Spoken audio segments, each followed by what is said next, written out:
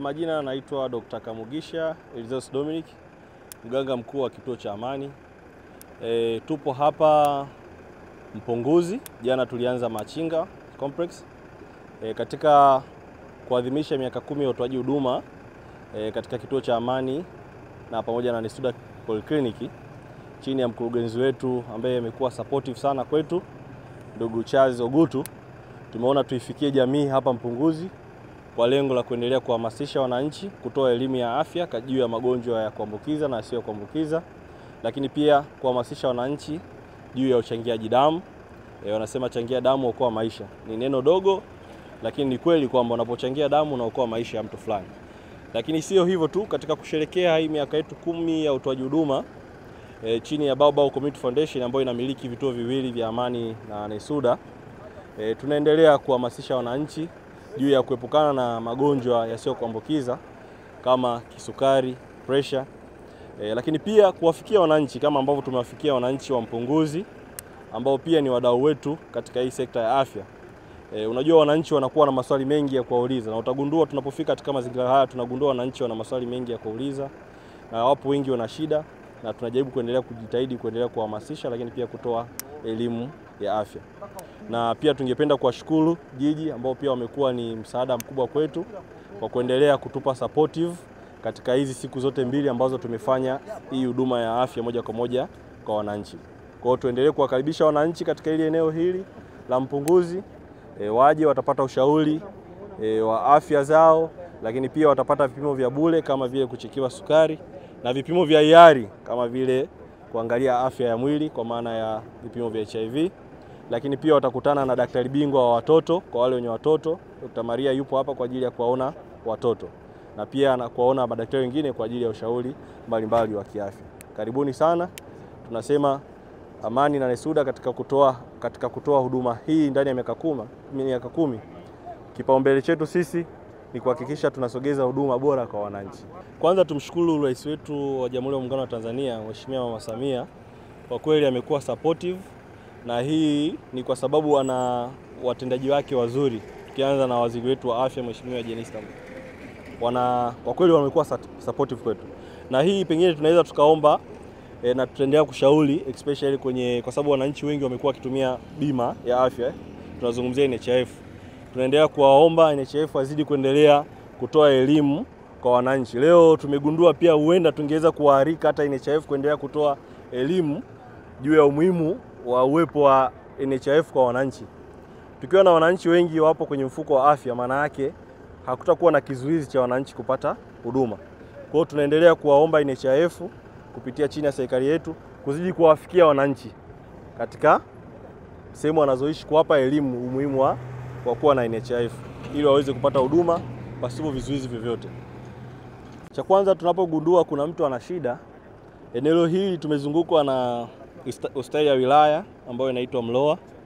Cha kwanza tunamlinki mtu hapo Mloa aweze kupata hiyo huduma. Kwa mfano tumegundua wengi wananchi wana pressure kubwa, tunawapa kwanza huduma ya awali, then tunawakumbusha kuelekea pale katika kituo chao cha afya. Lakini pia katika hospitali yetu pia tuna madaktari bingwa. Pale tunapoona kuna haja ya kuonana na mabingwa, basi kuna namba za simu tunawapatia, watafika kwenye kituo chetu, kwa sababu tunaendelea kutoa hii huduma na kuhamasisha watapata huduma kabisa free bila malipo yoyote.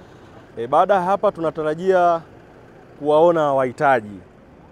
Katika kuendelea kuhamasisha au kusherehekea miaka yetu 10, tunatamani pia tuwaguse wahitaji. Kwa hiyo tutatembelea wahitaji, watoto, lakini pia tutawaona wafungwa katika gereza la Isanga, lakini pia tutatembelea kijiji cha Matumaini, na pia tutaendelea kushiriki na wenzetu watoa huduma, wadau wenzetu. Mfano tunaweza kutoa ndugu zetu madaktari manesi kwenda kushirikiana na watu wa hospitali ya mkoa kwa ajili ya kuendelea kutoa huduma kwa wananchi ambao wanahitaji huduma. Kwa majina naitwa Dennis Kamagi, ni meneja wa huduma kutoka kituo cha afya Amani pamoja na Nesuda Polyclinic. Leo tumefika hapa eneo la Mpunguzi maarufu kama Mpunguzi Mnadani kwa ajili ya kuleta huduma za afya ambazo tumekuwa tukizitoa kwenye vituo vyetu. Katika maadhimisho ya miaka 10 ya huduma, tuliona ni vyema kutembelea maeneo mbalimbali kuweza kuwafikishia huduma wananchi wa maeneo tofauti tofauti. Kama leo tulivyokuja katika eneo hili, tumekuja kuleta Kwanza kabisa ni kutoa elimu ya magonjwa yasiyopewa kipaumbele au yale magonjwa yasiyoambukiza. Na kwa kuzingatia jambo hilo, kitu cha kwanza kwa watu wote wanaofika eneo hili, tunaanza kwa kuwapima pressure, tutawapima uzito na kuwapa elimu ya uwiano kati ya urefu na uzito. Watu wengi wamekuwa na changamoto ya kuwa na uzito mkubwa tofauti na namna ambavyo wanapaswa kuwa. Kwa hiyo tuna madaktari ambao watawapa elimu namna ya kufanya ili waweze kuwa na uzito unaoendana na miili yao. Lakini kitu kingine tunatoa elimu ya pressure pamoja na sukari. Kwa hiyo watu wanaofika hapa watapata upimaji wa pressure, watapima sukari, hizo zote zinatolewa bure. Lakini pia kuna upimaji wa virusi vya ukimwi kwa hiari. Kwa mtu yote ambaye amehiari kuja kupima na kutaka kujua afya yake anapata huduma hiyo bure. Pamoja na huduma hizo pia tuna huduma ya uchangiaji damu. Hii sasa tunawapa elimu ya umuhimu kwa wananchi kuchangia damu. Ishu ya damu kama wengi ambavyo tunafahamu, damu haiuzwi.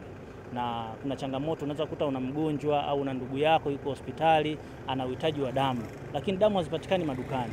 Kwa tunachokifanya, tunahamasisha kwa wananchi mbalimbali kuweza kuchangia damu ili kuweza kuokoa maisha.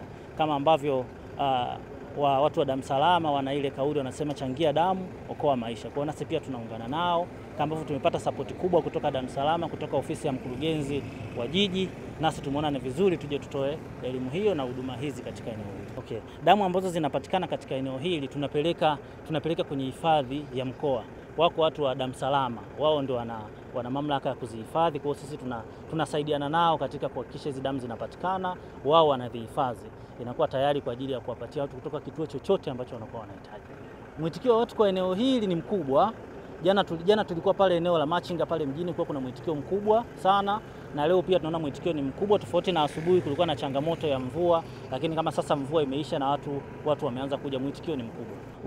Uzito mkubwa,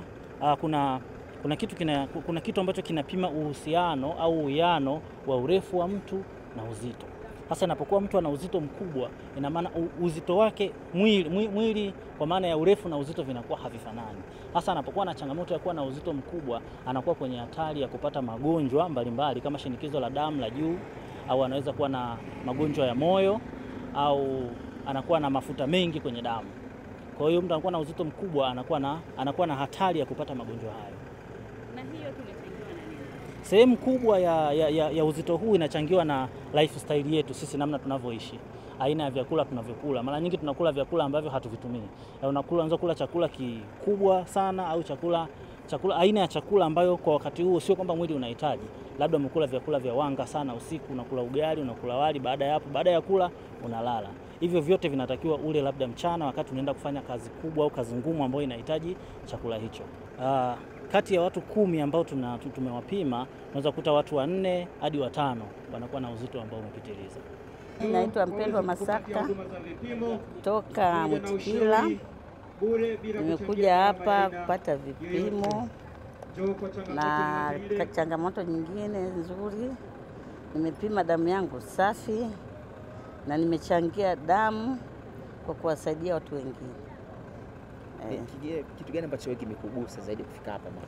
Kimenigusa nipime afya yangu nionekane na afya nzuri. Nimeambiwa kisukari nacho, pressure nayo, ila wamesema nile machungwa, nitumie machungwa. Naomba wenzangu, vijana, wazee wenzangu wapime, waangalie afya zao. Jina mimi naitwa Yusufu Abeli Msii, nipo na cheki afya hapa. Nimekuja kucheki afya hapa, nimecheki ukimwi hapa, namshukuru Mungu nimejikuta kweli nipo salama hapa. Nataka niingie ni cheki hapo kwenye masuala ya sukari, hatimaye kuna kuchangia damu hapo. Yaani tu inapaswa vijana tujiamini, cha kwanza tujiamini, alafu tuangalie tu afya zetu, alafu tuishi tu kwa uhakika. Ili kwamba kama umeasilika tu ingie kwenye dozi, kama hujaasilika vile vile endelea kujikinga. Yaani ni kuishi tu kwa uhakika sasa hivi. Ni kuwa na uhakika.